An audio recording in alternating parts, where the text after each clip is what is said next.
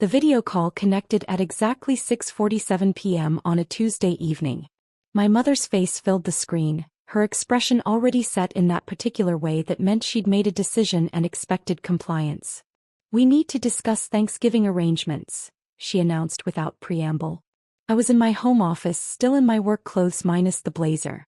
My 7-year-old daughter, Maya, was doing homework at the kitchen table visible behind me.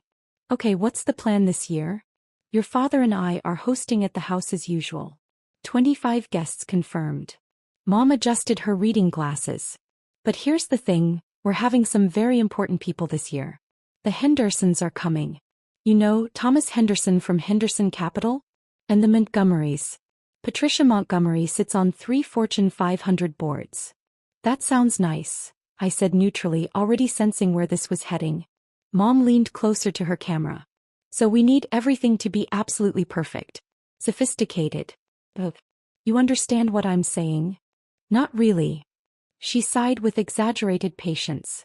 "Leave your daughter home. Rich people are coming to Thanksgiving. We can't have a child running around making noise and disrupting conversations about business and investments. These connections are crucial for your brother's career." I felt my jaw tighten but kept my voice level. "You want me to leave Maya at home on Thanksgiving?" "Exactly. I knew you'd understand. Maybe get a babysitter? Or that friend of yours. The single one, maybe she's not doing anything." Mom waved her hand dismissively. "The point is, this dinner is for networking. Very high-level people. A 7-year-old doesn't fit the atmosphere we're creating." Through the screen I could see my father nodding in the background. My brother Marcus appeared behind Mom's shoulder. "It's really for the best, sis. These are serious people. Last thing we need is kid drama." "Everyone agrees this makes the most sense," Mom continued. "Your sister already arranged care for her boys. She understands how important this is." I glanced back at Maya, bent over her math workbook, completely unaware that her grandmother was uninviting her from a family holiday. Something cold settled in my chest. "Okay," I said simply. Mom blinked, clearly having expected more resistance. Oh, good. "I'm glad you're being reasonable about this. Dinner's at 3 o'clock sharp. Dress code is cocktail attire. And please try to contribute to the conversations. Thomas Henderson is very interested in emerging markets. I'll see what I can do." "Perfect. I'll send you the menu tomorrow. We're doing a 12-course progression." She smiled brightly. "This is going to be such an elegant affair. Exactly the kind of impression we want to make." The call ended. I sat very still for a long moment, then got up and joined Maya at the kitchen table. "Was that Grandma?" she asked without looking up from her homework. "Yeah, baby. Are we going to their house for Thanksgiving?" I smoothed her hair back. "How would you feel about having our own special Thanksgiving this year? Just you and me. We could do whatever you want." Maya's eyes lit up. "Really? Could we have pizza instead of turkey?" "Absolutely. And watch movies all day? Every single one you want." She hugged me tight. "That sounds better than Grandma's boring dinners anyway." I kissed the top of her head, thinking about exactly how boring my mother was about to find her elegant affair. The next 3 weeks passed normally. Mom sent daily updates about the menu, the flower arrangements, the imported wines. My brother Marcus called twice to thank me for being cool about the kid thing, and to practice his talking points about cryptocurrency investments. My sister Jennifer sent a text, "Mom's vision, not mine, but you get it." I responded to everything politely. Confirmed my attendance. Asked if I should bring wine. Mentioned I was looking forward to meeting the Hendersons and Montgomerys. What I didn't mention was the other thing happening that week. My company's publicity team had been planning the announcement for 6 months. The timing was carefully calculated. The day before Thanksgiving, when the news cycle was slow and business features would get maximum attention. My head of communications, David, had argued for waiting until January, but I'd insisted on November. "The markets are going to react," he'd warned during our final strategy session. "That's fine," I'd told him. "Let them react."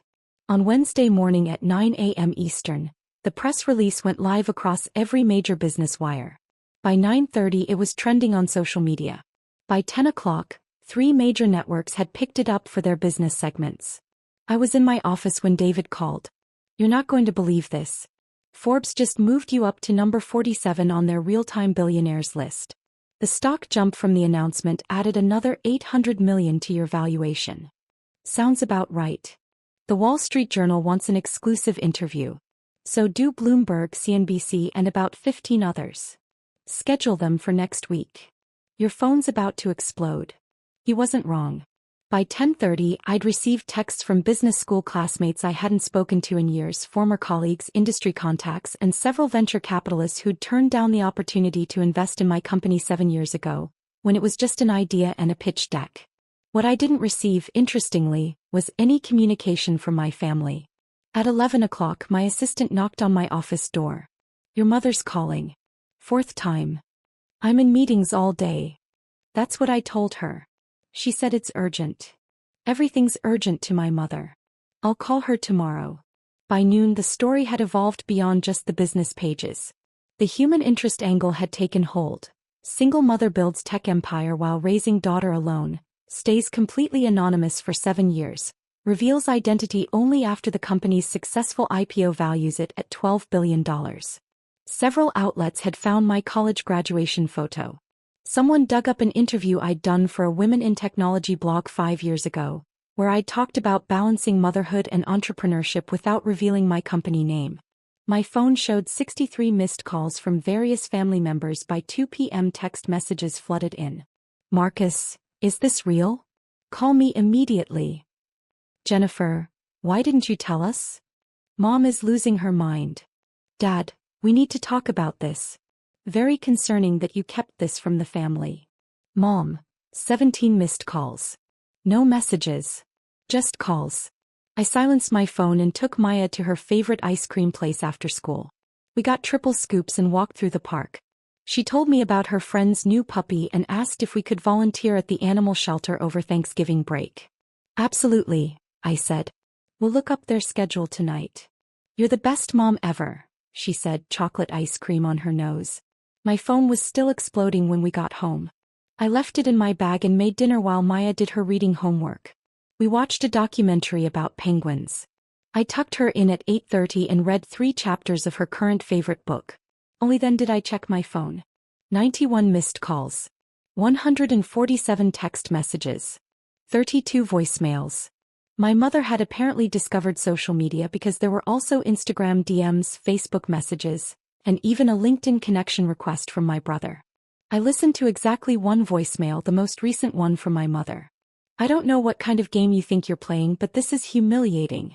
Absolutely humiliating. Everyone is calling me, and I had no idea my own daughter was running some billion-dollar company. Thomas Henderson sent me an article asking if I was proud. Proud? I didn't even know. How dare you embarrass this family like this? Call me back immediately. We need to do damage control before Thanksgiving. I deleted it and went to bed. Thanksgiving morning arrived clear and cold. Maya and I slept in until 9, then made pancakes with chocolate chips and strawberries. She wanted to watch the parade, so we curled up on the couch under blankets while cartoon floats drifted across the screen. At 10 a.m. my doorbell rang. Through the security camera I could see my mother, father, Marcus, and Jennifer all crowded on my front porch. Mom was holding what appeared to be a flower arrangement. Dad had a bottle of wine. They looked nervous. I cracked the door open without removing the chain. Can I help you? Sweetheart, Mom started, her voice sugary sweet in a way I'd never heard before. We came to apologize and see if maybe you and Maya would like to come to Thanksgiving after all. We'd love to have you both. I thought rich people were coming. Wouldn't Maya disrupt the sophisticated atmosphere? Mom's smile flickered. I may have been hasty about that. Obviously we want our granddaughter there. It's a family holiday. What about the Hendersons and Montgomerys? Won't they mind a child running around? Actually, Marcus interjected, Thomas Henderson called this morning. He asked specifically if you were coming to dinner. Apparently he's been trying to get a meeting with you for months through proper channels. And Patricia Montgomery, Jennifer added quickly, sent Mom a message saying how excited she was to potentially meet you. She mentioned something about a board position. I looked at my mother. Her carefully applied makeup couldn't quite hide the desperation in her eyes. The flower arrangement trembled slightly in her hands. The thing is, I said conversationally, Maya and I already have plans. We're doing pizza and movies. Then we're going to volunteer at the animal shelter tomorrow. It's going to be a really special mother-daughter day. But the dinner, Mom started. The dinner you uninvited my daughter from because she wasn't impressive enough for your rich friends? That dinner. Silence. Here's what's interesting, I continued. You've known me for 34 years. You raised me. And somehow you never noticed that I was building something. You never asked about my work beyond whether it paid enough. You never wondered why I traveled so much or took calls at odd hours or spent every spare minute on my laptop. You never told us, Dad protested. You never asked. But that's not even the point. I crouched down to eye level with my mother. The point is that you looked at your only granddaughter and decided she wasn't good enough to be included in your celebration. Not because of anything she did. Just because she's 7 and might be inconvenient. We made a mistake, Mom whispered. Yes, you did. And now you're here because I'm suddenly useful. Because Thomas Henderson wants to meet me. Because having a billionaire daughter makes you look good at your fancy dinner party. Marcus cleared his throat. It's not just that. It's exactly that. If the news hadn't broken yesterday, you'd all be at your elegant 12-course meal right now, and Maya would be with a babysitter and you'd feel perfectly fine about it. Jennifer's eyes were wet. We're sorry. Really sorry. I believe you're sorry you got caught being shallow. I believe you're sorry you're embarrassed. I don't believe you're sorry about what you did to Maya. So you're not coming? Mom's voice cracked. No. We're not coming. Not this year. Not until you understand that Maya is worth 1,000 Thomas Hendersons, and I'm your daughter whether I'm a billionaire or broke. I started to close the door then paused. Oh, and Mom? You should probably know. Thomas Henderson is one of my investors. He owns about 4% of my company. So when you seat him at dinner tonight and he asks where I am, you can tell him exactly what you told me, that my daughter wasn't sophisticated enough for your party. I closed the door and locked it. Through the window I watched them stand there for a long moment. Mom was crying. Dad had his arm around her shoulders. Marcus and Jennifer looked shell-shocked. Eventually they turned and walked back to their car. Maya appeared in the hallway, still in her pajamas. Who was that? Nobody important, baby. Ready for pizza? Her face lit up. Can we get the one with 4 different cheeses? We can get whatever you want. Later that evening, after the pizza and the movies and the ice cream sundaes, after Maya had fallen asleep on the couch with her head in my lap, I finally opened my laptop. The news coverage had continued all day. My company's stock had jumped another 6%. 3 more interview requests waited in my inbox. And there, buried among the business inquiries, was an email from Thomas Henderson. Heard you skipped your family's Thanksgiving. Can't say I blame you after hearing the story. My grandkids and I are having pizza and watching movies too. The sophisticated dinner parties are overrated anyway. Call me next week if you want to grab coffee and talk about that board position Patricia mentioned. No pressure. Happy Thanksgiving. I smiled and closed the laptop. Outside, the first snow of the season had started to fall. Maya stirred in her sleep and I pulled the blanket higher around her shoulders. My phone buzzed one more time. A text from Jennifer. For what it's worth, I think you're an amazing mom. And I'm sorry we made you feel like you had to choose. I typed back. I didn't have to choose. The choice was always obvious.